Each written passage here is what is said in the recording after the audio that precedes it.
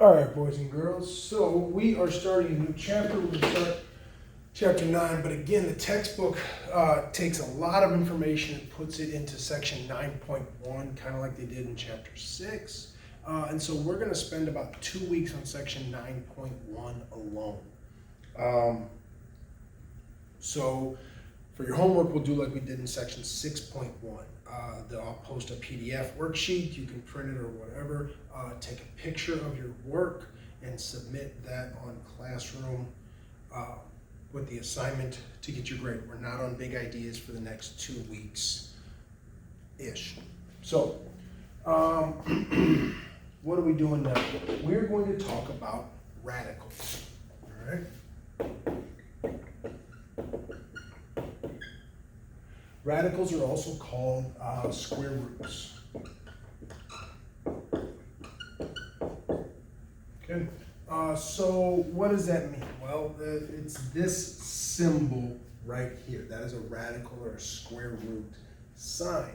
And lots of complicated descriptions. Basically, it's the opposite of squaring. So if I have 3 squared, that's 9. Well, the opposite of that, the undoing of that, the square root of 9 is 3. Okay, so I find what number multiplied by itself equals the number on the inside. So 3 times 3 equals 9. It doesn't always come out to be a whole number though. So for example, if I would take the square root of 10, there's no whole number there. I could grab a calculator, punch in the square root of 10. It comes out to be like 3.1 or something like that. We don't, generally speaking, use that number. So I'm gonna punch it in here real quick. Sure enough, 3.16. So, blah, blah, blah, blah, blah. There's some uses for that. There's some good uses for this. If we're talking about a real life problem, like if I'm looking and I want to find out how long something takes, and then 3.16 is a good answer for that. Square root of 10 is not such a good answer for that. Mathematically, in an algebra sense, we tend to use the radical answers.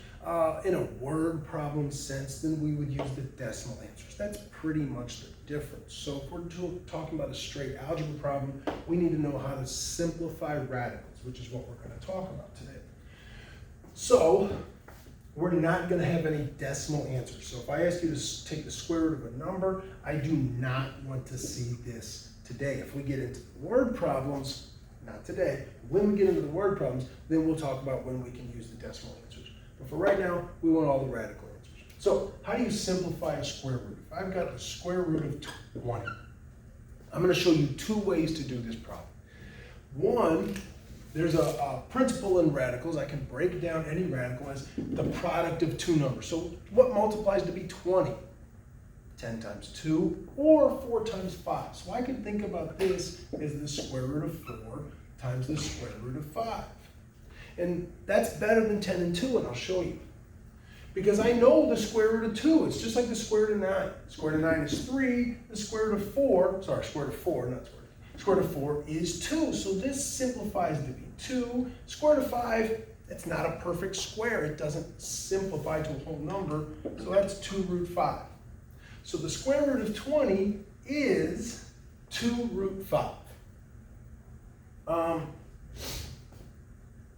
If you're really good and you know those perfect squares, probably asking yourself, what are the perfect squares? You might be able to come up with them, but I'll just write them as a list here. 1 squared is 1, 2 squared is 4, 3 squared is 9. You should be writing these down. These numbers are going to come up a lot. 16, 25, 36, and of course this list goes on and on and on. Write about 5 more in your notes. I'm going to leave a lot of room here. So 49, 64, 81, 100, 121, 144, 169. That's a pretty good list for us to start off with. when I break down radicals, if I know what perfect square goes into a number, that would be how I start. So for example, if I want to take the square root of 72, do you know any perfect squares, numbers from this list that go into 72? If you do off the top of your head, you might say, hey, 4 goes into 72.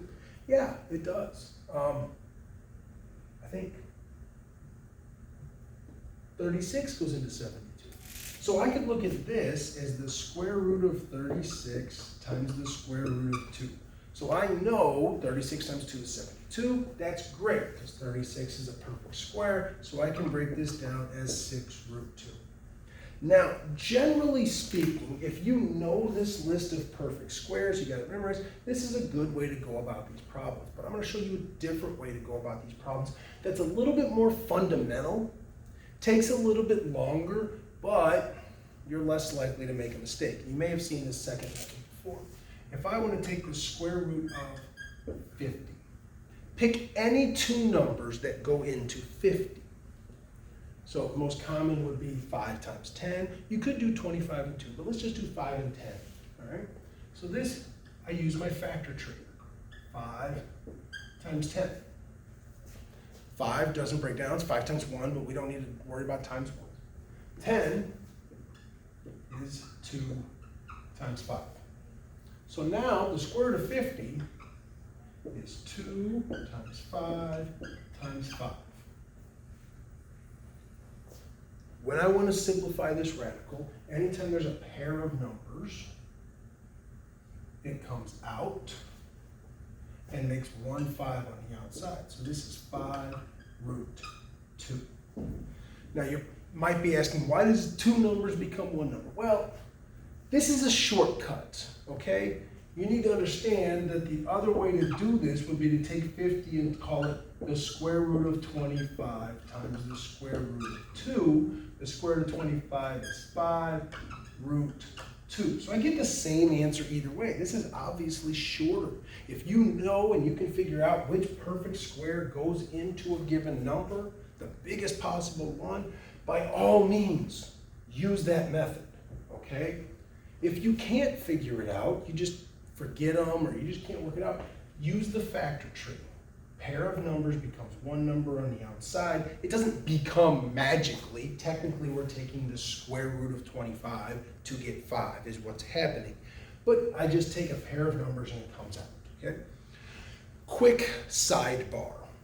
This is called the square root because technically there's a little 2 here that we never write. That's why it's called the square root. That's why I take two numbers to get them out to match the 2. In the future, in Algebra 2, you might be able to take a cube root. Well, they'll put a 3 here, in which case you would have to have 3 numbers to get out.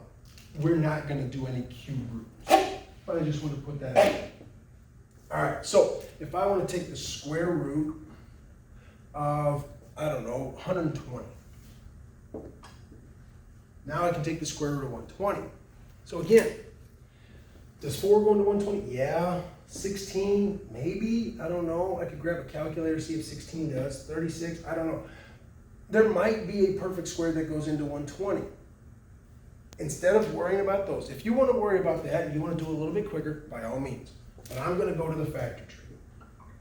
What goes into 12 times 10? Or what goes into 120? Of course, anything that ends in 0, I know 10 is the way to go. You could go 30 and 4, you could go 40 and 3. You can start this any way you want.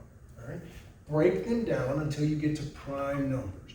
So I have 4 times 3, 2 times 2, 2 times 5.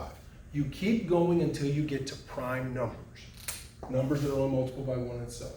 So now 120 turns into a list of these factors. I've got 2, 2, 2, 3, 5. What am I taking out? I only take out a pair of numbers. I can only take out 2, because remember, this is a square root 2. Anything else that doesn't have a pair is left on the inside. I got to multiply those back together. So I got a 2 on the outside, 2 times 3 times 5, 30 on the inside. So whatever's left inside the radical stays there, and you multiply them back together. All right, so let's talk about what if I would do like square root of 72 with this method. How does that look? What goes into 72?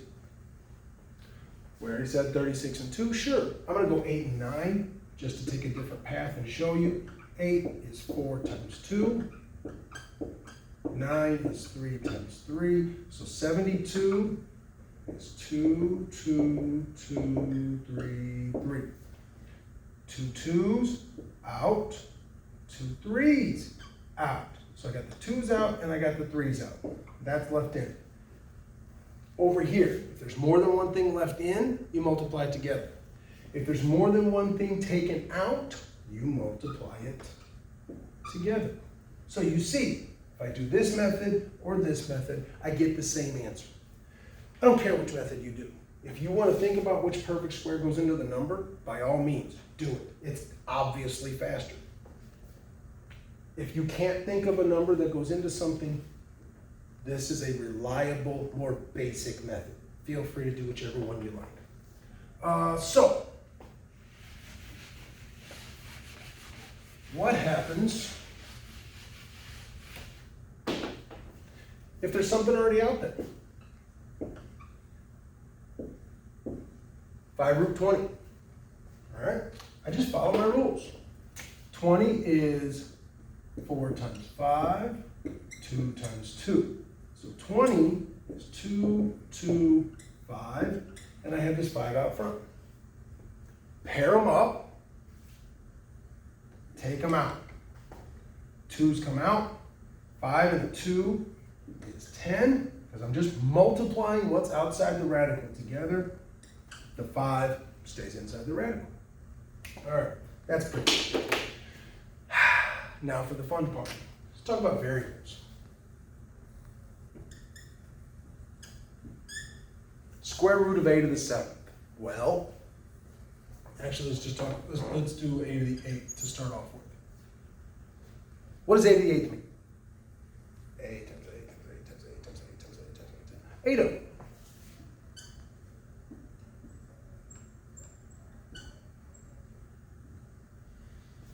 Based on what I just talked about, same rule applies to variables. I pair them up and take them out. Out, out, out, out. All right? How many pairs of A's are there? Well, there's 1, 2, 3, 4. 4 A's. Do you see a connection between where I started and where I ended? Yeah. It's half. I started with 8, I pair them up, there's 4 left. That's always going to be the case. If I take the square root of b to the 20th, guess what?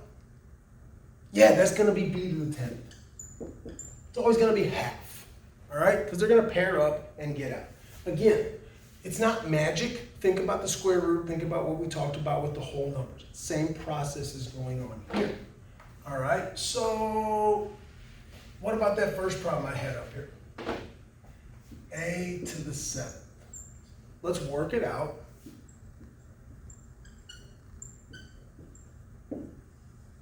Seven of them. How many pairs am I going to come up with?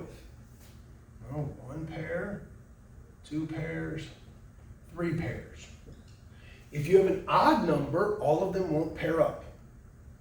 So I can think of, this is going to be a to the 3rd outside and a inside. If there's an odd exponent, there'll always be that one leftover that has to stay behind.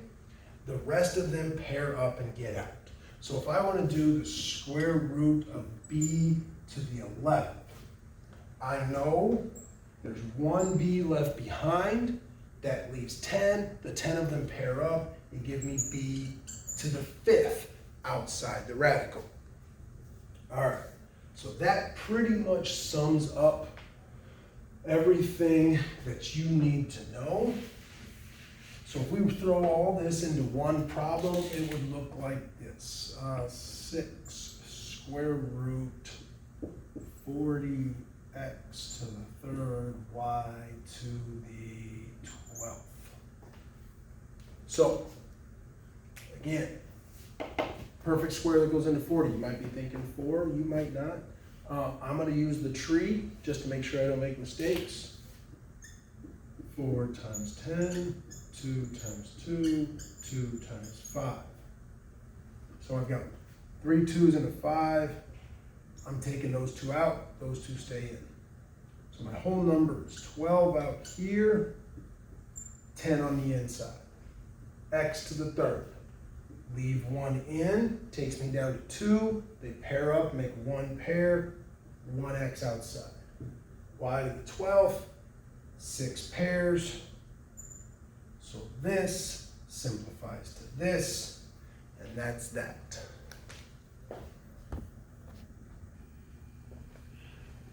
Do these on your own. If you're working at home, pause the video, practice the problems, and then check your answers. I'm going to go ahead and keep working. Sub, you can pause this. I'll give you a second. Second's over. 108. 2 times 54. 2 times 27. 3 times 9. 3 times 3. That's 2, 2, 3, 3, 3. 2's out. 3's out. So that gives me 6 root 3 for number 1. Okay? Not sure if you can read that. 500. I'm going to put my tree up just so I have room to write. So that's 5 and 100. Now, if you know 100's perfect square, stop working. Okay? You don't have to go down to primes. I know I said that earlier, but you can use some common sense. I see 2 10s, right? I'm going to pull 2 10s out. So this is 10 root 5. Maybe you worked it all out. You should still get the same answer, okay? Here we go with some variables. 84. 4 times 21. I got a pair of 2's coming out. X to the third. 1 stays in, takes me down to 2. 2 pairs up, makes 1 pair on the outside. Okay? 30. 3 times 10, 2 times 5. There's no pairs there, right? So none of those whole numbers are getting out of the radical. I've got 5 x's. 1 stays in, takes me down to 4, gives me 2 on the outside. Remember, it's half when they come out. Y to the second, just 1 y out there, half. All right, number on the outside, 75, 25 and 3, 5 and 5, 5's getting out, gives me 30, root 3. 80, 8 and 10, 2 and 4, 2 and 2, 2 and 5. I've got 1 set of 2's here, 1 set of 2's here. So they're out and they're out. He's stuck in. 8 times 2 times 2 is negative 32. The 5 stays in the radical. I've got an odd number here. 1 stays in, takes me down to 2. 1 pair out. Y doesn't have any, just 1 Y. There's the final answer there. Is that on the screen? Let me check here. Yep, that's on the screen. All right, a couple more. Check your work. 32, 16 and 2, 4 and 4. Again, I'm going to stop at a pair of 4s. I don't need to break that down to a bunch of 2s. I know I have a pair of numbers. It's coming out. That gives me 20 on the outside and 1, 2 left in. The X is out there. Y to the 4th, cut them in half. Y to the 2nd on the outside. And the last one, 121. I told you to write that list of perfect squares, 121 is on it. I know this is 11 times 11, so I've got 11's getting out. X to the 4th, cut them in half. Y to the 2nd, cut them in half. There's no radical left here. If you have a perfect square where everything gets out of the radical, don't write a radical, all right? It's empty. You know, we don't build a house and then have nothing in it. All right, there's your work. Shoot me questions on Google Hangouts. I'll see you mañana.